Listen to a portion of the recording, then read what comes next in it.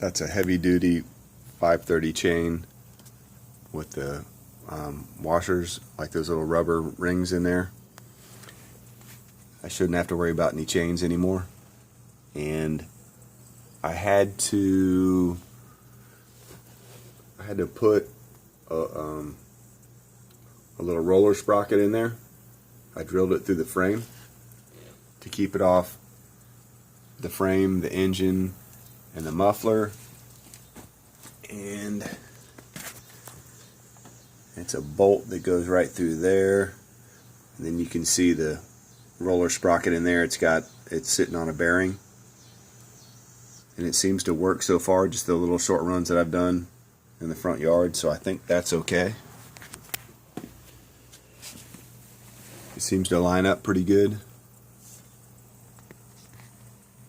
And so I think that part's done. Those new rims are 3 inches out from those stock rims. And I've got the choke mounted on a piece of handlebar right there, so I didn't have to stretch all the cable. And then I can just work the choke right there. So that should be good enough. I couldn't get it to go in gear until I plugged back in this kickstand safety switch there.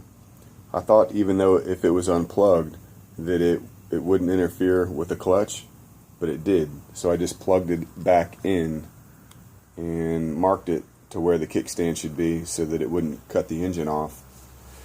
And I have added, this thing came with a 525 chain and sprocket, and what I've got on the back of this is 530, and that's a roller chain sprocket, super heavy, very big.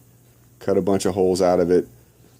It was a lot of trouble to get it to mount on this axle. It's a four-wheeler axle, and I just so happened to have a sprocket laying around that fit on this bike, and it's 2 teeth bigger, to try to counteract that huge go-kart sprocket. Plus I got some bigger tires I'm going to put on it. So those are the 22s,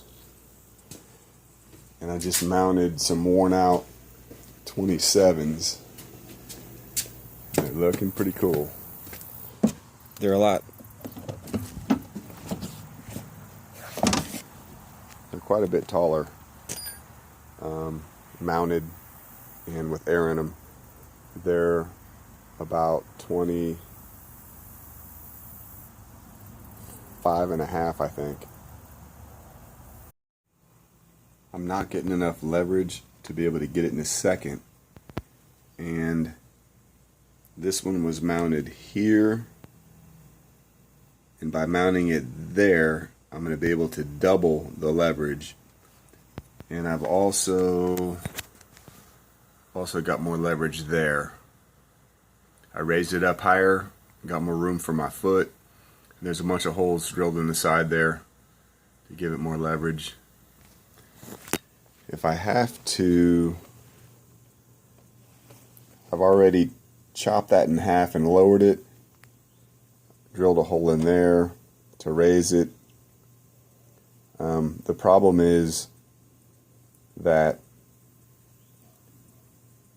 the higher this is, the further it has to move for leverage to get it in gear, and then the more the foot pedal is going to have to move. So I think I need the leverage here, and I'm going to